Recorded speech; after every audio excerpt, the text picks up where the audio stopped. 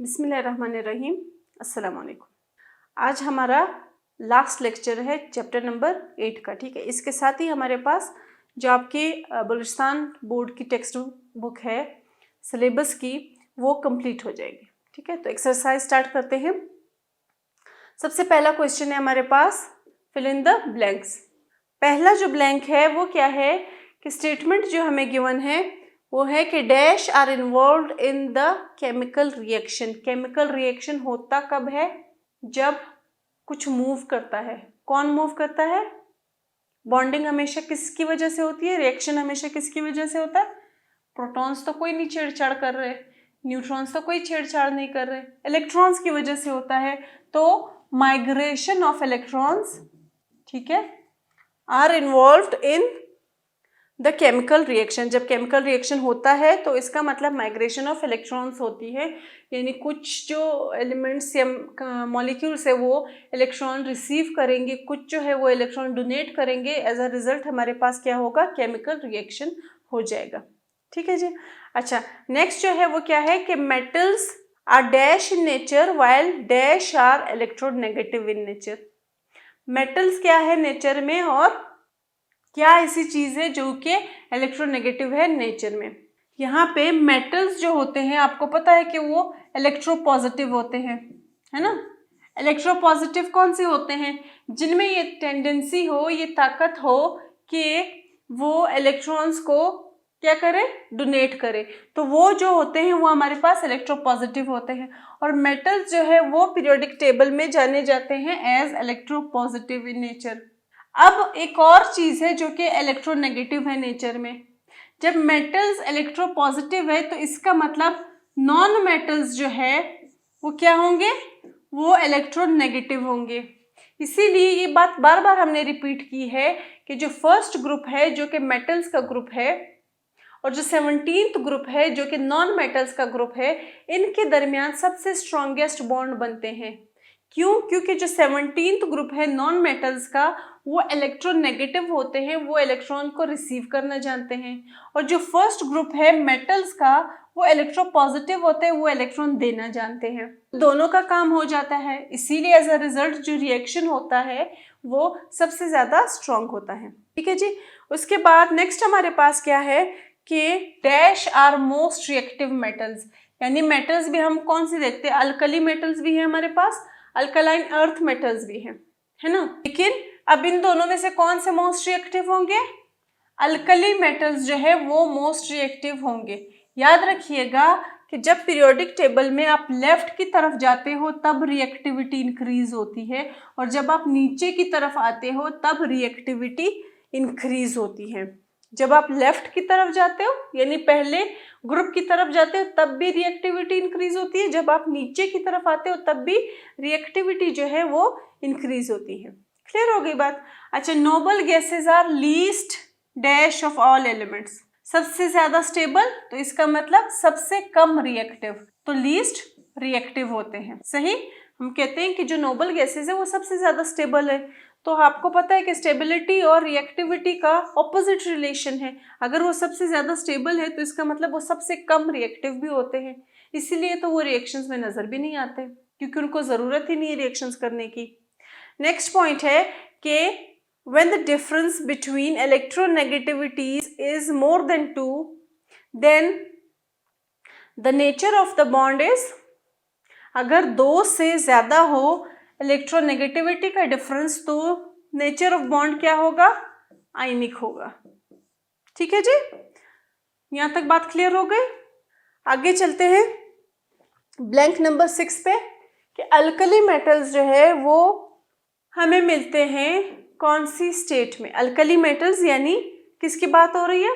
First group की बात हो रही है। तो फर्स्ट ग्रुप आपने जब भी डिस्कस किया है तो आपको पता है कि वो क्या होते हैं? सॉलिड होते हैं, यानी वो अपनी फ्री स्टेट में भी सॉलिड की फॉर्म में होते हैं, चाहे वो सोडियम हो चाहे पोटाशियम हो। ठीक है, वो सारे क्या होते हैं? सॉलिड की फॉर्म में होते हैं।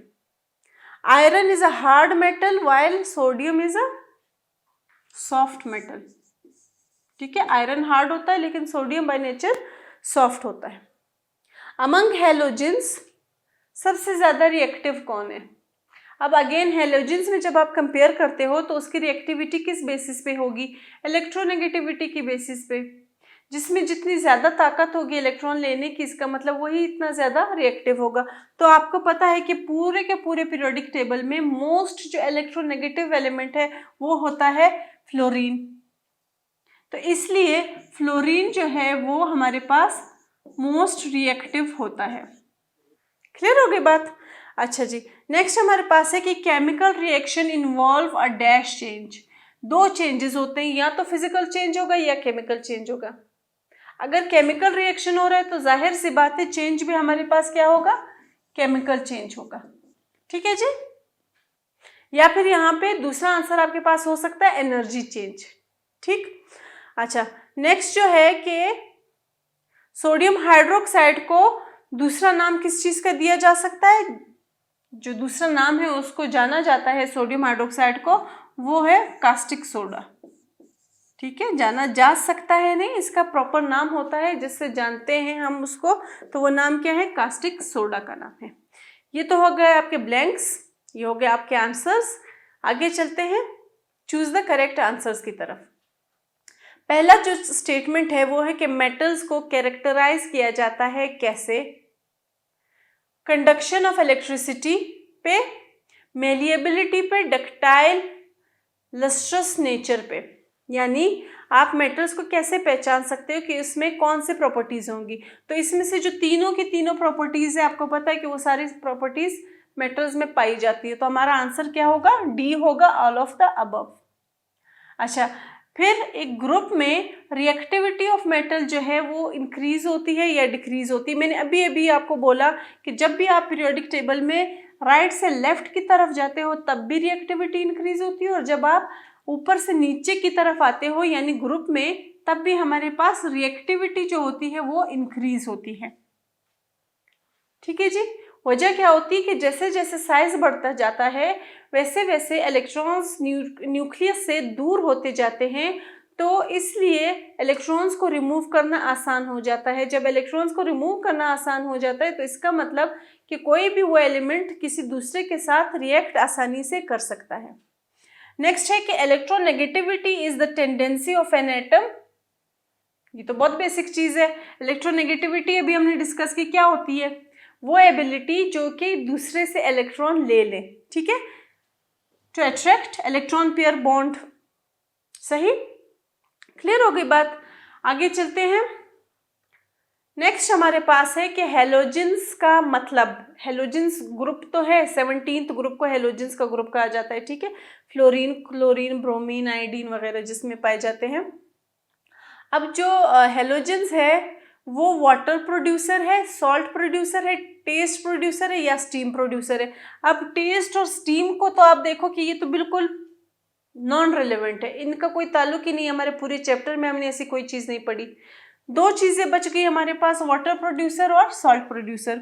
इसका मतलब ये है कि जब हेलोजेंस किसी दूसरे के साथ रिएक्शन करते हैं तो क्या प्रोड्यूस करते हैं, क्या वाटर प्रोड्यूस करते हैं या सॉल्ट प्रोड्यूस करते हैं।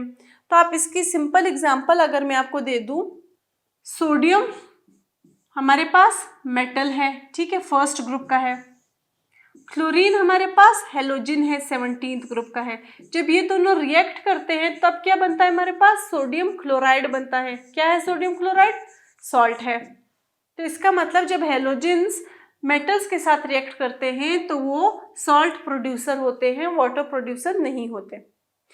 लास्ट जो हमारे पास एमसीक्यू है वो है कि noble gases do not react due to, किस वजह से नहीं रिएक्ट करते, ना तो साइज की वजह से ना चार्ज की वजह से। इलेक्ट्रोनेगेटिविटी का कोई कॉन्सेप्ट नहीं है वहाँ पे, उसकी सिर्फ क्या है कि वो स्टेबल होते हैं। और स्टेबल क्यों होते हैं, क्योंकि उनकी जो इलेक्ट्रॉनिक कॉन्फ़िगरेशन होती है वो कंप्लीट होती है। तो इस स्टेबिलिटी की वजह से उनको ज़रूरत ही नहीं पड़ती कि वो रिएक्ट करें किसी के साथ। ठीक है जी, क्लियर हो गया? आगे चलते हैं क्वेश्चंस पे। पहला क्वेश्चन जो है हमारे पास वो क्या है कि what is the relation between chemical reactivity and energy of a system. Energy और केमिकल रिएक्टिविटी के दरमियान क्या ताल्लुक है। अब आपको पता है कि जब कोई केमिकल रिएक्शन होता है तो इसका मतलब एनर्जी तो इन्वॉल्व होगी, है ना।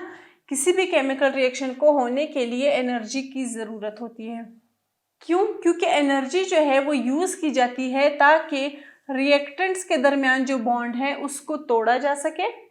जब उस बॉन्ड को तोड़ दिया जाता है तो तब वो प्रोडक्ट में कन्वर्ट हो जाते हैं, और जब वो प्रोडक्ट में कन्वर्ट हो जाते हैं तो वापस से एनर्जी जो है वो रिलीज हो जाती है। यानी जब बॉन्ड तोड़ते हैं तब एनर्जी चाहिए होती है, ठीक है। फिर जब नए बॉन्ड बनते हैं प्रोडक्ट्स की फॉर्म में तब वापस से एनर्जी क्या होती है? रिलीज होती है। तो कनेक्शन तो यहाँ से ही जाहिर हो गया कि एनर्जी चाहिए भी, एनर्जी रिलीज भी हो रही है। क्यों? केमिकल रिएक्शन के होने के लिए, ठीक है। इसी तरह एग्जांपल इन्होंने दी कि कंबशन का रिएक्शन हो या फिर बाकी जो केमिकल रिएक्शंस हो उसमें एनर्जी थोड़ी सी चाहिए होती है बॉन्ड तोड़ने के लिए, और ज़्यादा एनर्जी रिलीज होती है एज अ रिजल्ट जब प्रोडक्ट्स बनते हैं। तो जहाँ पे हमारे पास थोड़ी सी एनर्जी चाहिए हो रिएक्शन को करने के लिए, उन रिएक्शंस को हम क्या कहते हैं? उन रिएक्शंस को हम एक्सोथर्मिक रिएक्शन कहते हैं। एक्सो का मतलब बाहर, थर्मिक मतलब हीट, यानी इसमें क्या हो रही है कि हीट रिलीज हो रही है। एनर्जी मांग रहा है अब भी, लेकिन जो एनर्जी वो बॉन्ड तोड़ने के लिए मांग रहा है वो एनर्जी कम है जो कि हमारे पास प्रोडक्ट बनने के बाद रिलीज हो रही है। क्लियर हो गई बात? तो उसको हम क्या कहते हैं? एक्सोथर्मिक रिएक्शंस कहते हैं, क्योंकि उसमें एनर्जी रिलीज होती है ज्यादा अमाउंट में। अच्छा जी, और बाकी जो केमिकल रिएक्शंस होते हैं उसमें क्या होता है कि एनर्जी चाहिए ज्यादा होती है और रिलीज जो है वो कम होती है। तो ऐसे जो बॉन्ड होते हैं उनको फिर हम क्या कहते हैं? उनको हम एंडोथर्मिक रिएक्शंस कहते हैं। एंडो मतलब अंदर, थर्मिक मतलब हीट, ठीक है, एनर्जी। तो हमारे पास एंडोथर्मिक और एक्सोथर्मिक के थ्रू हम ये जान सकते हैं कि भाई एनर्जी का होना तो असल में वो ड्राइव फोर्स है जो कि जैसे गाड़ी को चलाने के लिए फ्यूल चाहिए होता है ना, तो वैसे ही रिएक्शन को करने के लिए भी एनर्जी चाहिए होती है। अब दो टाइप्स के रिएक्शंस होते हैं, एक्सोथर्मिक और एंडोथर्मिक। एक में हमारे पास जो एनर्जी हम रिएक्टेंट के बॉन्ड को तोड़ने के लिए यूज करते हैं वो कम चाहिए होती है, ठीक है। एज अ रिजल्ट एनर्जी ज्यादा रिलीज होती है, वो होता है एक्सोथर्मिक रिएक्शन। और जिसमें बॉन्ड तोड़ने के लिए ज्यादा एनर्जी चाहिए हो और बाद में रिलीज कम हो उसको हम कहते हैं एंडोथर्मिक रिएक्शन। क्लियर हो गई बात? नेक्स्ट क्वेश्चन पे चलते हैं। अच्छा जी, explain what electronic configuration magnesium और bromine achieve after they react. एक इलेक्ट्रॉनिक कॉन्फ़िगरेशन होती है फ्री स्टेट में, ठीक है। एक इलेक्ट्रॉनिक कॉन्फ़िगरेशन होती है जब वो किसी के साथ रिएक्ट करते हैं।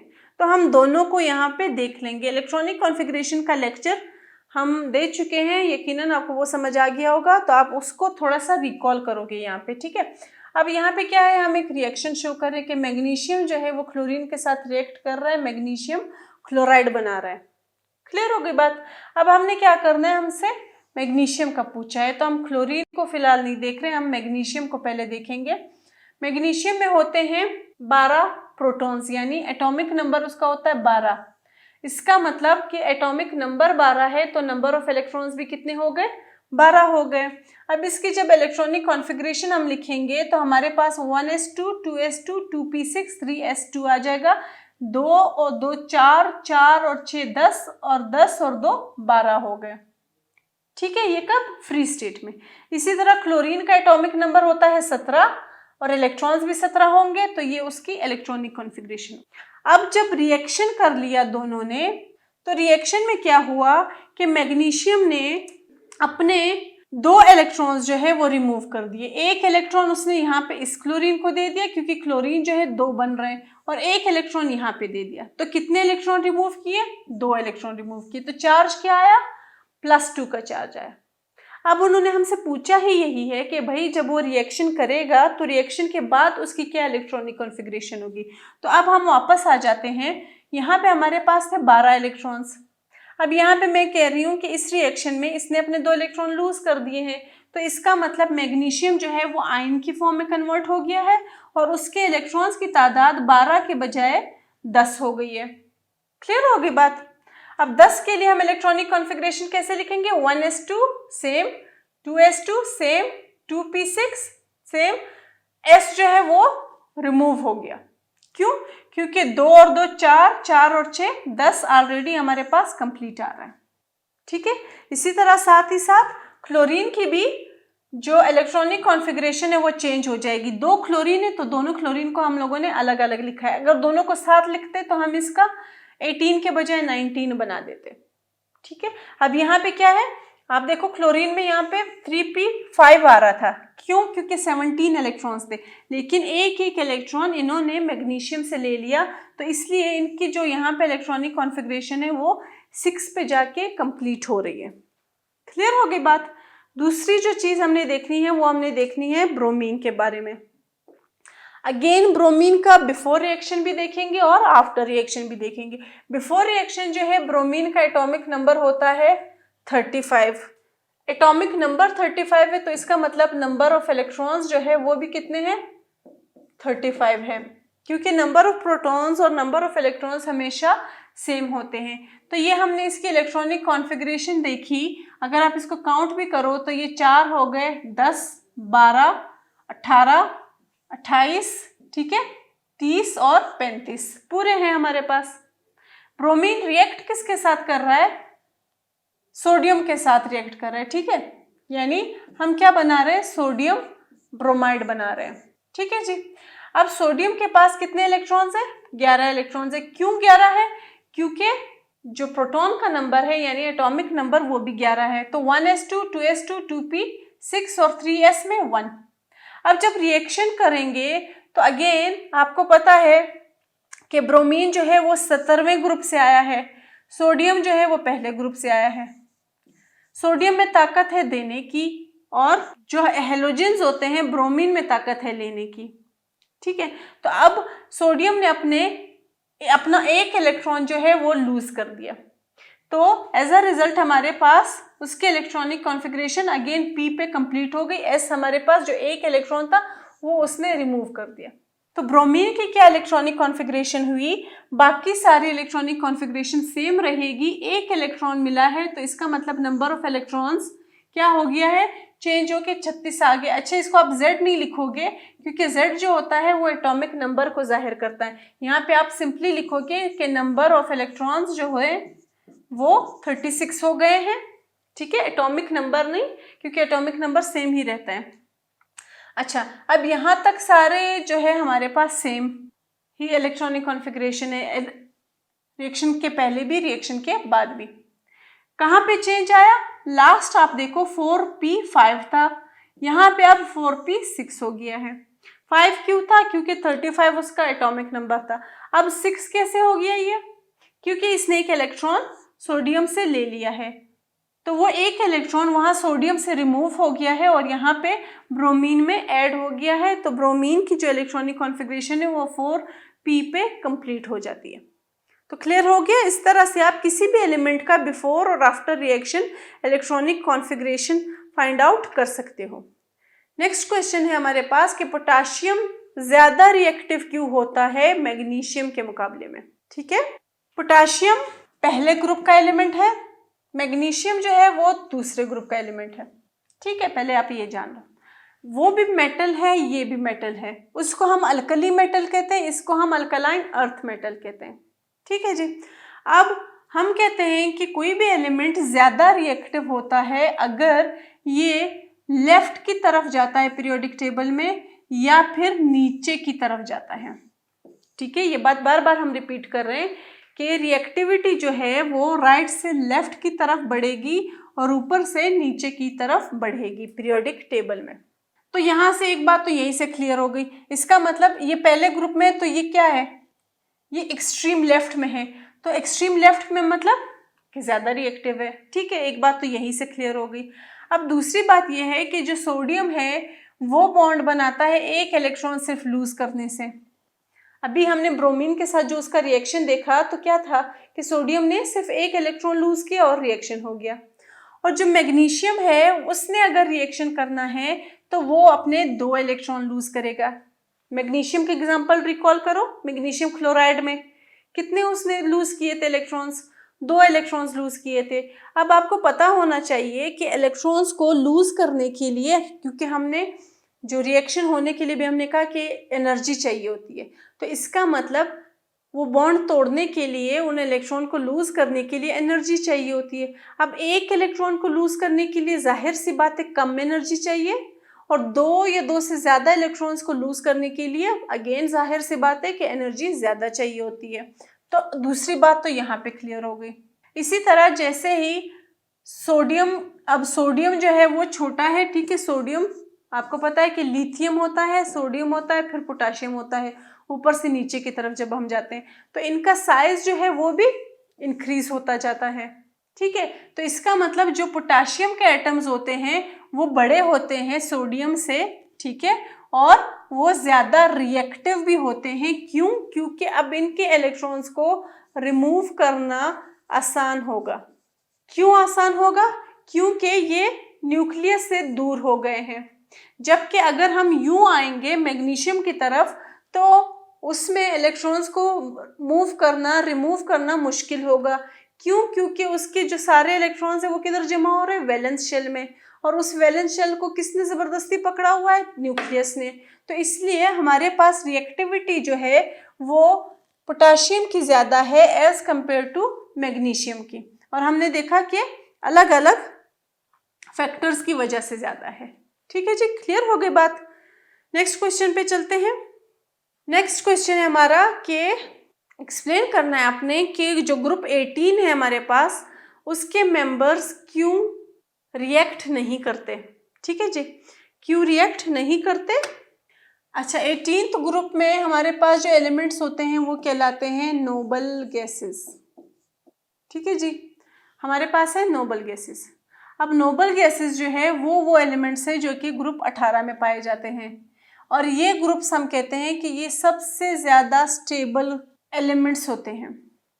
ठीक है, क्यों? क्योंकि उनके पास maximum number of valence electron होता है उनके आउटर मोस्ट शेल में, यानी आउटर मोस्ट शेल में जितने भी इलेक्ट्रॉन्स आ सकते हैं उतने इलेक्ट्रॉन्स इन नोबल गैसेस में पाए जाते हैं। अब आप देखो, जब हमने सोडियम की बात की थी तो सोडियम में 10 के बाद जो है कौन सा उसके पास इलेक्ट्रॉन, कितनी उसकी गुंजाइश ज़्यादा थी लेकिन उसके पास इलेक्ट्रॉन सिर्फ 1 था, तो उसने अपने उस शेल को ख़त्म करने के लिए, ख़ुद को स्टेबल करने के लिए वो 1 भी रिमूव कर दिया, तो उससे जो पहले वाला शेल था वो कंप्लीट हो गया। लेकिन यहाँ पे हम क्या कह रहे हैं कि इनके पास जो आउटर मोस्ट शेल होता है उसमें जितने इलेक्ट्रॉन्स की गुंजाइश होती है वो गुंजाइश ऑलरेडी इन्होंने पूरी की होती है खुद ब खुद। ठीक है, यानी इनके इलेक्ट्रॉन्स की अरेंजमेंट पूरी होती है। तो इसी वजह से अगर स्टेबल है तो इसका मतलब रिएक्टिविटी की ज़रूरत ही नहीं है, रिएक्शन करने की ज़रूरत ही नहीं है, क्योंकि स्टेबिलिटी और रिएक्टिविटी दोनों एक दूसरे के ऑपोजिट चीज़ें हैं।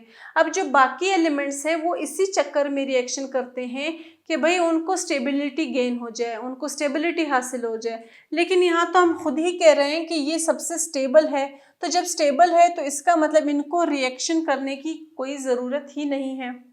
ठीक है, तो इनके आउटर जो एनर्जी लेवल्स है, इसका रीज़न ये है कि आउटर एनर्जी लेवल्स जो है वो फुल होते हैं, क्योंकि उनके पास 8 इलेक्ट्रॉन्स वैलेंस शेल में होते हैं, सिवाय किसके? हीलियम के। आपको पता है कि सबसे पहला एलिमेंट उसमें होता है हीलियम के, तो हीलियम का जो एटॉमिक नंबर है वो ही हमारे पास वो 2 होता है, मास नंबर उसका 4 है, तो इसका मतलब उसमें तो है ही 2 इलेक्ट्रॉन्स, तो 2 इलेक्ट्रॉन्स है तो इसका मतलब 8 तो नहीं फिल हो सकते, है ना, 8 तो नहीं आ सकते, तो उसके लिए फिर कौन सा रूल होता है? रूल ऑफ डुप्लेट होता है, यानी उसमें फिर सिर्फ पहला शेल यानी एस शेल और उसमें 2 इलेक्ट्रॉन आ सकते हैं, तो भी उसने अपने 2 इलेक्ट्रॉन्स पूरे कर लिए हैं।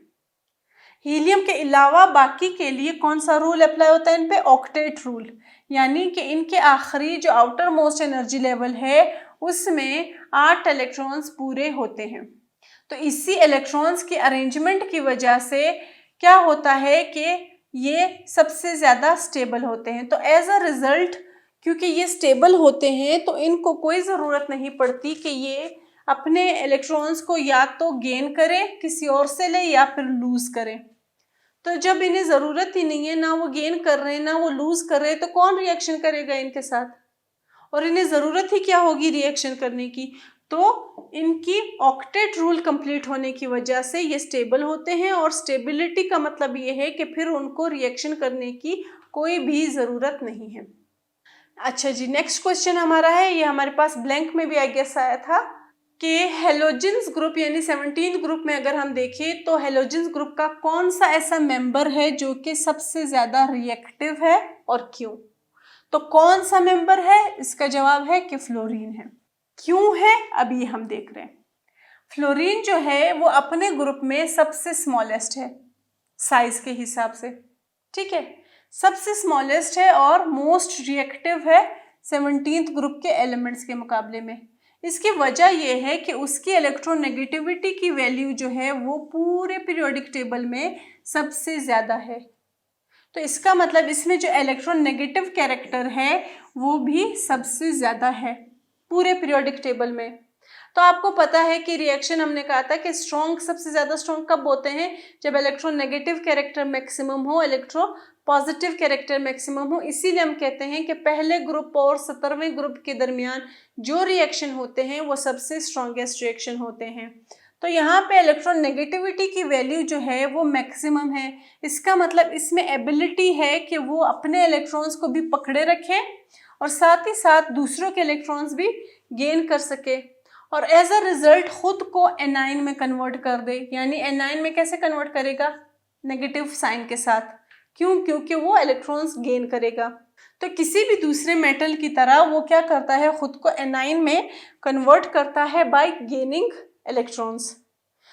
और वजह क्या है कि सबसे ज़्यादा रिएक्टिव है? वजह उसकी इलेक्ट्रोनेगेटिविटी है कि क्योंकि उसकी इलेक्ट्रोनेगेटिविटी जो है वो मैक्सिमम वैल्यू है पूरे पीरियोडिक टेबल में। तो इसलिए हम ये कह सकते हैं कि हेलोजेंस को यानी उसके अपने ग्रुप में जब हम उसको कंपेयर करेंगे तो बाकी सारे एलिमेंट्स के मुकाबले में फ्लोरीन जो है वो सबसे ज़्यादा रिएक्टिव होगा। आई होप यहाँ तक सब कुछ क्लियर हो गया होगा। Thank you.